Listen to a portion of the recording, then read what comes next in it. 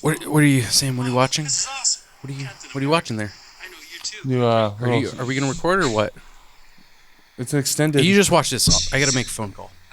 Look, I want to say, I know you know a lot of super people, so... Hey, man.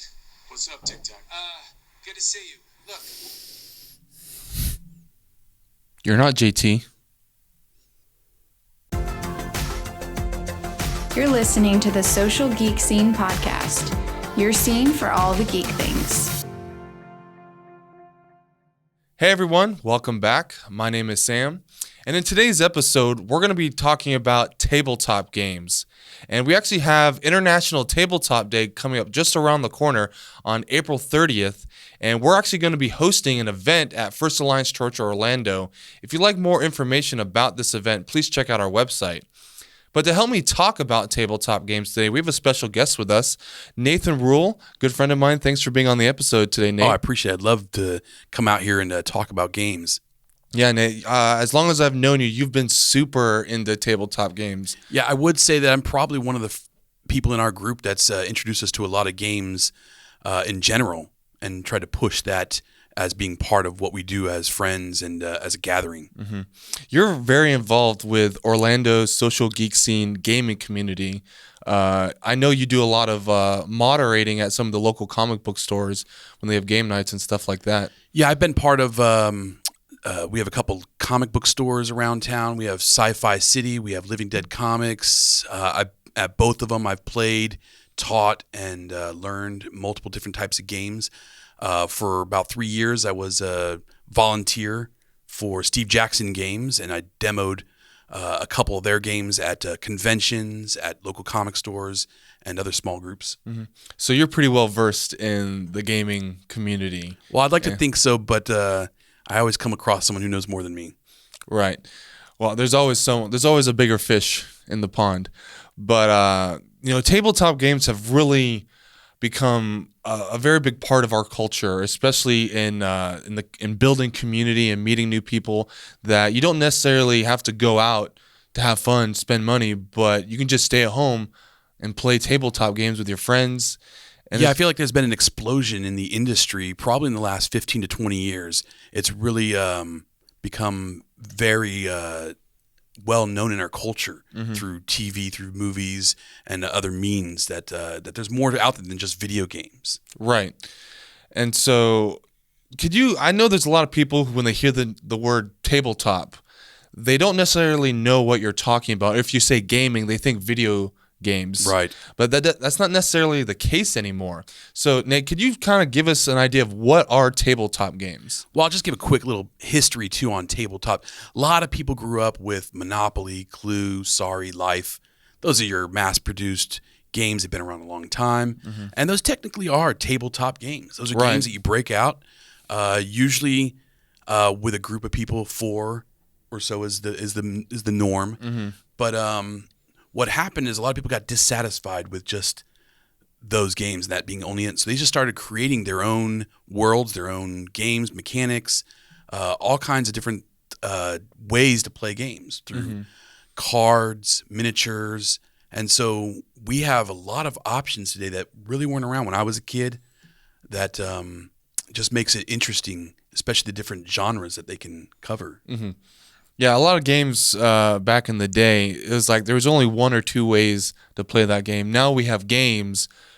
There's like 10 different scenarios that you can play, and they have so many expansions. It's like the story doesn't end with that game, and there's always more to learn and to enjoy. Right. I especially enjoy games that are built around a franchise or a different property, whether it be a comic vibe or it's a sci-fi vibe based on Star Trek or Star Wars or even Firefly. Mm-hmm. There's a very excellent game based on that TV show movie, and those are when they do it good, it is an excellent game. Right. So if someone wanted to kind of, what is their introductory way into tabletop games? What would you suggest is the best way to get started? Well, there's a couple. You got to kind of gauge your audience. Mm-hmm. Like I have a lot of friends who their attention span kind of wanes after about an hour or two. Right. So I have what I like to call party games. They're tabletop games, but they have more of a party vibe, maybe sometimes even a co-op vibe. And those are always easy to break out. Usually they can host somewhere between 4 to 12 players, and you can play a game in anywhere from 30 minutes to an hour. Right. Two of the most popular games that I've been able to introduce would be Resistance, and then an expansion, Avalon: The Resistance. And you can play that with 12 players or minimum of 5. And it's really just a deduction-based game. You kind of each have a separate role, and no one knows who's doing what. And you have to deduce who's the bad guy, who's the good guy.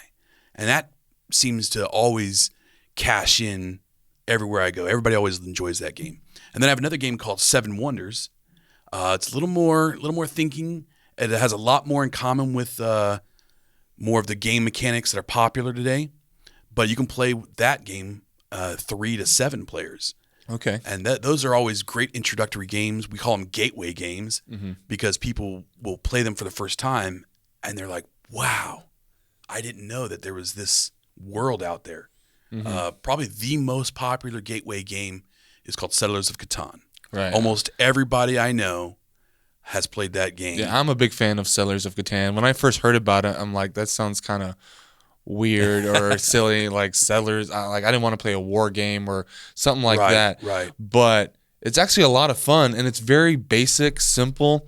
And I remember showing a friend of mine this game, and now he's a huge gamer. Right. No gender bias, but I know if you have a lot of ladies in your group, Settlers of Catan is a very easy way to introduce them to the world of gaming because they for some reason they click with the whole buying sheep and buying land. Right. And it's not like a super geeky, like sci-fi kind of game. It's just a very basic kind of very, very easy to learn concept. Plays in about an hour and a half to maybe 2 hours if you're playing some really good people. But the faster you learn the game, the faster they can go. So you can actually knock out a game pretty fast once you're all very competent at it. If you have a lot of fantasy, Lord of the Rings, that type of Game of Thrones people in your group, probably the other gateway game that I would recommend is Lords of Waterdeep. Okay. It's very much it's very similar to Catan in some of what it does, but it's just a resource game where you have a couple people that you place out to collect resources of some sort, and it has a theme that's very fantasy based. Warriors, mages, those type of geeky words. And it's highly rated. Actually, it's a very popular game. It's become way to introduce people who are into that fantasy genre. Right. Well, now we've talked about some good gateway games to get started. Let's go ahead and talk about some of the stuff that's really popular right now. I know for me and some of my friends, a game that we're super into right now is Marvel's Legendary. Oh, so you just want to dive right in? Oh, yeah. Especially with all the movies coming out, all these Marvel movies, these characters.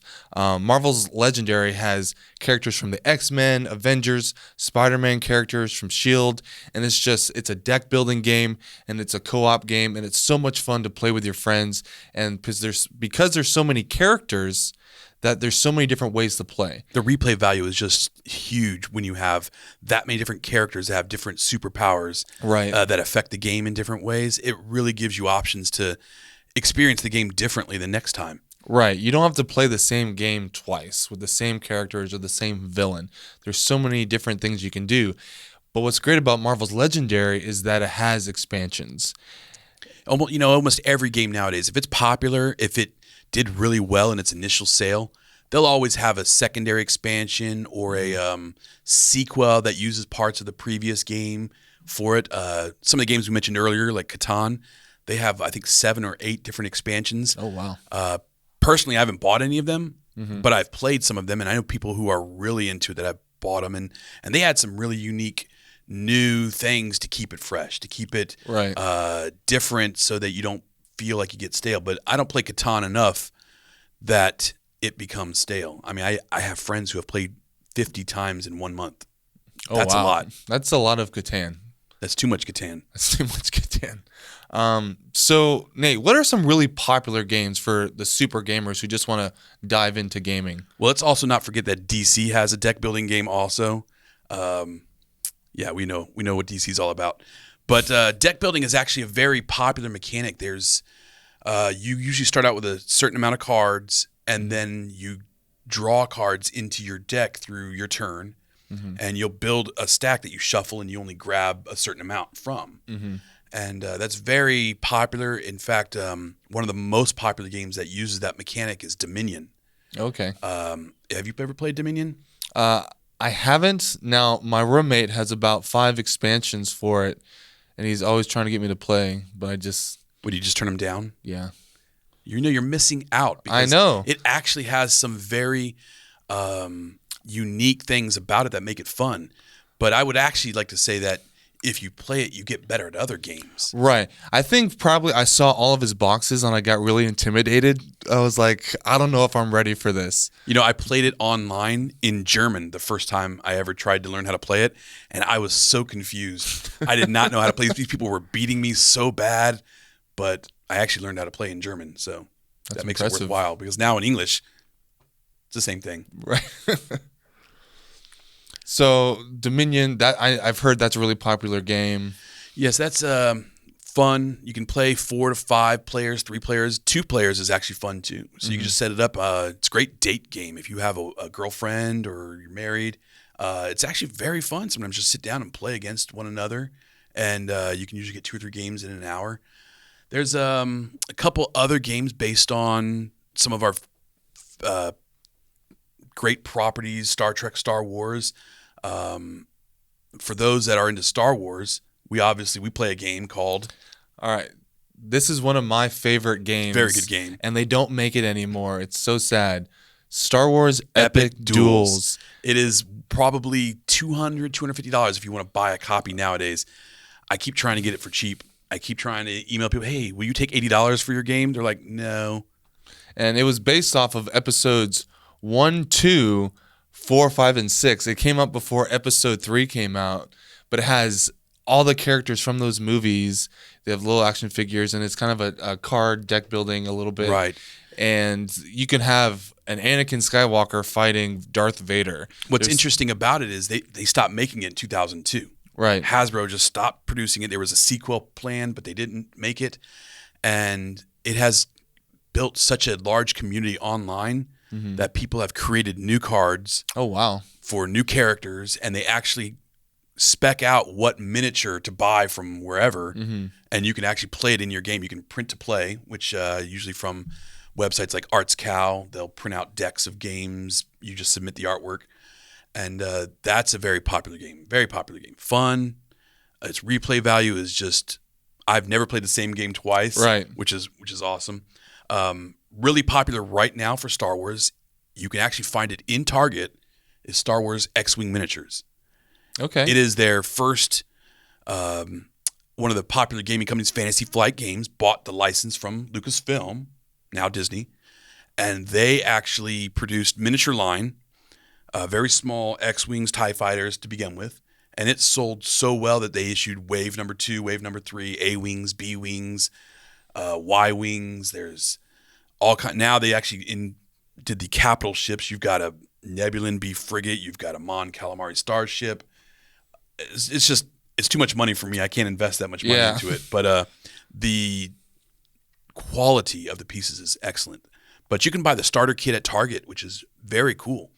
Target is actually carrying what I would call hobby games in their section. They still have the standard stuff that you can buy, but they have some of these unique games that used to be only at your local game store. You could get them.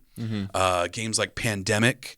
It's a co-op game where you're trying to stop the world from all the virus outbreak spreading. I think you've said you've played that game before.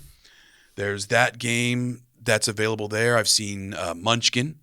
Munchkin is I love playing Munchkin. It's not a deck building game. It's more of a card based game. Right. But that one can get wild. Oh yeah. I mean, that's just, I can't even explain it on camera. That's how crazy the game is. Now, I would say to people trying to learn games that don't get too intimidated.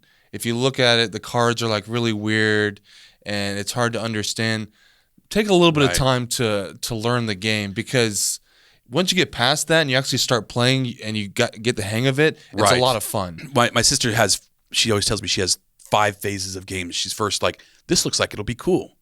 10 minutes into the game, I don't think I like this game. And then the third phase is, no, I really hate this game.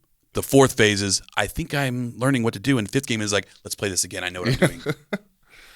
I mean, I would say that's probably true for a lot of people learning games, that they're all in that place. I have a bad habit of winning the first game that I play against people and then never winning again. It's just, I play these new games, I win, and then when I play them again, I don't win. I get frustrated with myself. I'm like, I won this game. Why can't I win? It's not fun. But if you have a group of people who play games, it's always good to, what I would say, like disperse the purchasing of them. You could have one person who's into it and maybe they'll buy all the games. What I found is that when I get together with all my friends who play games, I like the game so much I want to get it. Right. And then they have a copy, then I have a copy, and then I play with my other friends. They're like, oh, I got to get that game. And I'm like, no, I have the game. And then it's just, so you kind of want to be very strategic about which games you purchase, because you can play it once or twice and get really hooked. And then you buy it and then your friends disappear. Right. That's what happens. So it's always good to have a really strong gaming group of people around you who are committed to getting together once a month or every couple of weeks to play. That'll really add some value to owning what I would call a hobby game. Yeah, I did want to talk about a specific area of tabletop gaming. The war gaming is very popular. They have realist type war games that you can get into if that's your kind of your fancy. They actually have ones that have full miniatures that you can paint if you'd want to get into that. There's a whole nother area of miniature gaming is what it's called. It's Warhammer. You've got another game, 50K. There's a few others like that are out there made by a whole other company. It's like its own world. But specifically in tabletop, you have games like Risk, Axis and Allies. Risk was always a very popular game growing up, but it's not just Risk anymore. Right. There's so many other games out there, even some based on our favorite movies and films. I will say I've lost a lot of friends playing Risk. It can be very cutthroat. In fact, we have one person, we call her CT Cutthroat. Because CT Cutthroat? Yes, because she will cut you and not care. It's very challenging to play against her. But we have your historical World War II war game, Axis and Allies. You've got a few other games that are kind of around the Civil War, 1812, 1775, I think it's called. Those are real fun. I own a couple of those. Those are really good. Then there's actually a few based on your movies. Like there's a new one called Game of Thrones. Okay. The board game. That's been out for a couple years. It's not like Game of Thrones Monopoly. No, it's not. I actually have a Game of Thrones Risk that's still in its shrink wrap that I got for Christmas. In fact, we should play that after this episode right here. I mean, all right. Break it out. All right. Probably won't be friends afterwards, but still. But the Game of Thrones, the board game, is probably the best war game that can actually make you feel like you're in the show. Okay. I want to play. You don't want to play with less than 6 players. You can play with 3, but 6 is max. You just go for it. You commit the 3 hours, get your friends together, and just play it. Usually war games are a longer game. They're 2 to 3 to 4 hour games.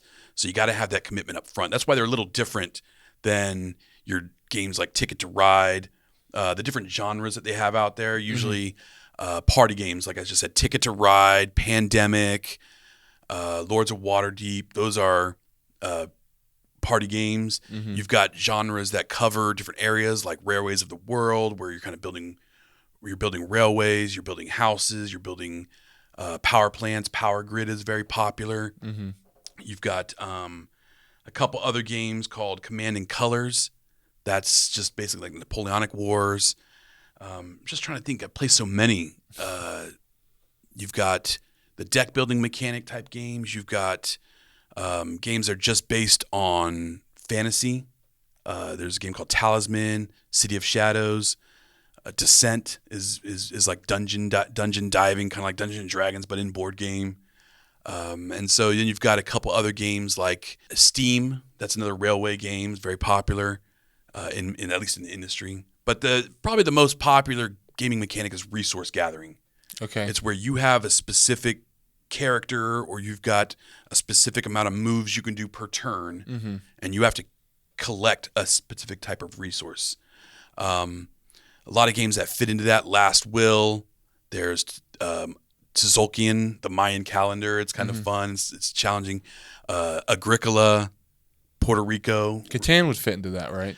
Catan is probably the headliner for resource gathering. Right. You get these cards and get your resources, and then there you go. The game's pretty simple. Now, for the average person, if you're looking to learn about games or find games, what are some good resources to look for? That's a very good question, because I remember when I first started, I used to think there's got to be something out there that can help me learn how to play these games, or a community of people that like the same things I do. And of all the websites that I've ever found in my life, there's only two of them that are the most important: Google and BoardGameGeek.com. Okay. BoardGameGeek.com it has almost every game ever made, rated, played, or at least a generic history written about it, some information about it. Some of the older ones don't have as much information around, but they're all on there. And so you don't have to log in, but you can go to their website and just start searching for games that you've heard of or you've seen played or you wish you could play or you saw at Target. And they'll have a whole bunch of information for you. They'll have videos that you can watch. Usually they're videos on YouTube, but they have links to them. They have links to where you can purchase it. They have links to the videos to watch how to play. Usually people just unboxing it, showing you the pieces, showing you the different figures and what they look like, and going through the rule book, and then actually playing the game. Right. I know I learn a lot better sometimes when someone's taught it to me than when I have to read the 40-page rule book, which really only has 3-page worth of rules and 38 pages of examples. I know that when I went to MegaCon a few years ago, Will Wheaton was there, and he talked about his show Tabletop that he has on YouTube, where they actually demo games, and that's been a great resource for me and my friends that we've gotten to use. Right. I think he started that 4 years ago, 4 or 5 years ago, and he kind of actually really helped propel the industry forward even faster than the rate it was growing. Another resource I'd recommend would be Dicetower.com.